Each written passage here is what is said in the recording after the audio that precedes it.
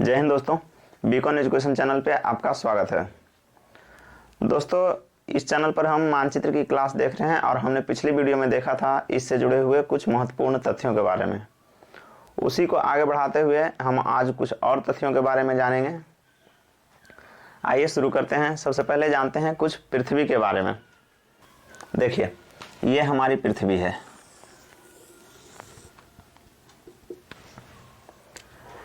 पृथ्वी के ठीक बीचों बीच से एक काल्पनिक रेखा जाती है जो पृथ्वी को दो बराबर भागों में बांटती है। हमने जाना था कि कोई भी चीज हो अगर इस तरह का हो तो ऊपर वाला होता है नॉर्थ, नीचे वाला साउथ, दाहिने हाथ की तरफ ईस्ट और बाएं हाथ की तरफ वेस्ट। ठीक है, यहाँ भी ये नॉर्थ, ये साउथ, ये वेस्ट और ये ईस्ट।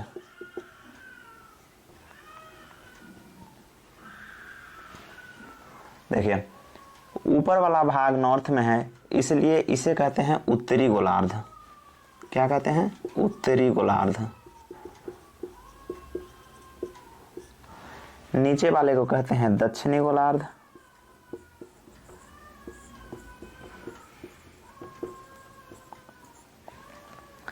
ये जो काल्पनिक रेखा जाती है बीच से एकदम, इसे कहते हैं हम भूमध्य रेखा। भूमध्य रेखा या विषुवत रेखा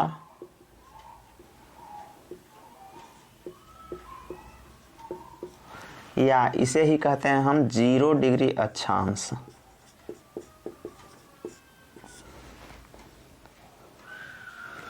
इसे यहां लिख देते हैं।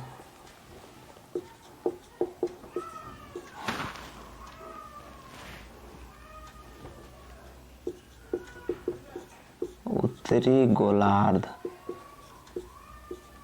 इसे कहते हैं 0 डिग्री अक्षांश।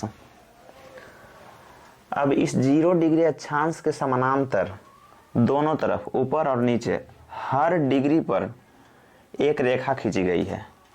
जैसे ये यहाँ से इस तरह से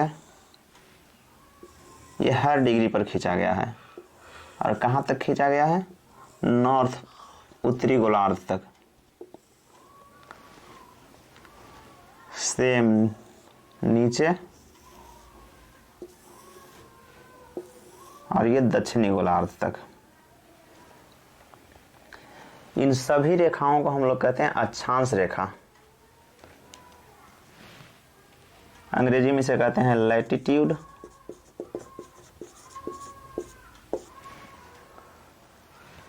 इन अक्षांश रेखाओं में हम जैसे जैसे आगे बढ़ते हैं हमें पता चलता है कि पृथ्वी का मौसम कैसा है। अक्षांश रेखाओं का उपयोग बेसिकली मौसम निर्धारण में ही होता है। ये यहाँ 0 डिग्री हो गया। उत्तरी गोलार्ध में 23.5 डिग्री अक्षांश रेखा जो है ये कहलाती है कर्क रेखा। दक्षिणी गोलार्ध में जो 23.5 डिग्री अक्षांश रेखा है ये कहलाती है मकर रेखा। उत्तरी गोलार्ध में 23.5 डिग्री कर्क रेखा, दक्षिणी गोलार्ध में 23.5 डिग्री मकर रेखा। उसी प्रकार से 66.5 डिग्री जो मकर रेखा है यह कहलाती है अंटार्कटिक रेखा।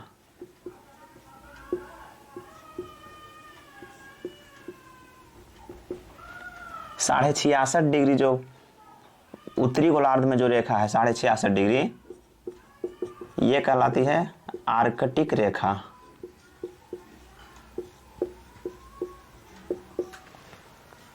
ये सारी रेखाएं एक दूसरे के समानांतर हैं और एक दूसरे के बराबर दूरी पर हैं। उत्तरी गोलार्ध से लेकर दक्षिणी गोलार्ध तक में जितनी भी रेखाएं हैं, अक्षांश रेखाएं हैं, ये सभी से एक समान दूरी पर हैं और उन कहीं भी दो अक्षांश रेखाओं के बीच की दूरी 111 किलोमीटर होता है।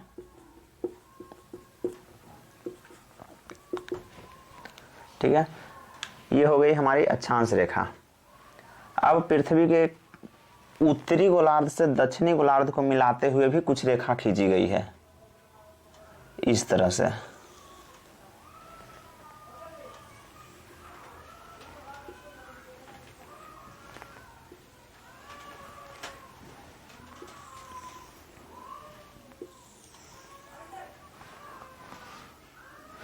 इन रेखाओं को कहते हैं हम लोग देशांतर रेखा। देशांतर रेखा अर्थात पृथ्वी पर जितनी भी बड़ी रेखाएं हैं, देशांतर रेखाओं का उपयोग मुख्य रूप से समय निर्धारण में होता है। देखिए, जितनी भी खड़ी रेखाएं हैं क्या कहलाती है? देशांतर रेखा। और जितनी भी बड़ी रेखाएं क्या कहलाती है? अक्षांश रेखा। अब इन देशांतर रेखाओं में से एक रेखा को मान लिया गया 0 डिग्री देशांतर। 0 डिग्री देशांतर को माना गया। हुआ यूं कि 1884 में वाशिंगटन डीसी में एक बैठक हुई। उसी बैठक में तय किया गया कि इंग्लैंड के एक स्थान है ग्रीनविच, उस ग्रीनविच से गुजरने वाली रेखा को, देशांतर रेखा को 0 डिग्री देशांतर रेखा माना गया। इसलिए उसका नाम, एक और नाम पड़ गया ग्रीनविच रेखा, या उसे ही हम प्रधान यामियोत्तर रेखा कहते हैं। इन रेखाओं का उपयोग समय निर्धारण में होता है। ये रेखाएं एक दूसरे से समानांतर नहीं होती है। अक्षांश रेखा जहां एक दूसरे से समानांतर होती है, देशांतर रेखा एक दूसरे से समानांतर नहीं होती है। ये रेखा आप देख रहे होंगे कि उत्तरी गोलार्ध पर तो एक दूसरे से मिली हुई है, दक्षिणी गोलार्ध पर एक दूसरे से मिली हुई है, लेकिन जैसे जैसे हम विषुवत रेखा की तरफ बढ़ रहे हैं, रेखाओं के बीच की दूरी बढ़ती है और विषुवत रेखा पर इनकी दूरी, दो देशांतर के बीच की दूरी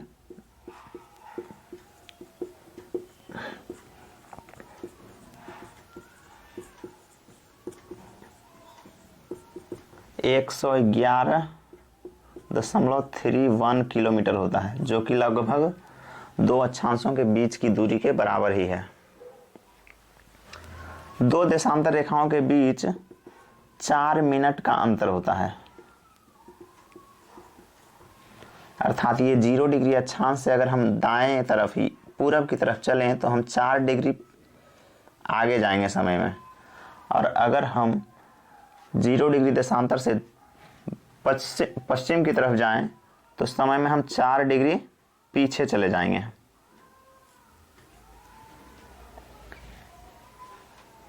ये हो गई अक्षांश और देशांतर रेखाएं। अब बारी आती है टोटल देशांतर रेखाओं की संख्या।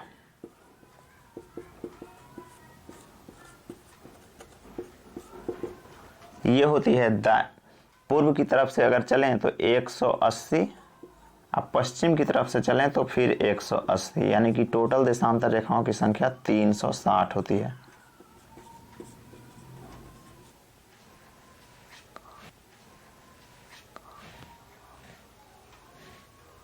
रेखा, अक्षांश रेखा, कर्क रेखा, मकर रेखा, विषुवत रेखा, इन सब रेखाओं के बारे में जाना। अब हम जानते हैं महादेशों के बारे में। तो हमारा सबसे पहला महाद्वीप जो है वो है एशिया। सबसे बड़ा महाद्वीप भी एशिया। दूसरा नंबर पर आता है अफ्रीका। दूसरा नंबर पर अफ्रीका, पहला नंबर पर एशिया। तो Asia, Africa, Asia, Africa. Asia को हम लोग सभ्यताओं का पालना भी कहते हैं। यहाँ बहुत सारी सभ्यताएं पनपी, जैसे मिस्र की सभ्यता, मेसोपोटामिया की सभ्यता। एशिया में 3 प्रायद्वीप हैं, अरब प्रायद्वीप, दक्कन प्रायद्वीप और इंडो चीन का प्रायद्वीप।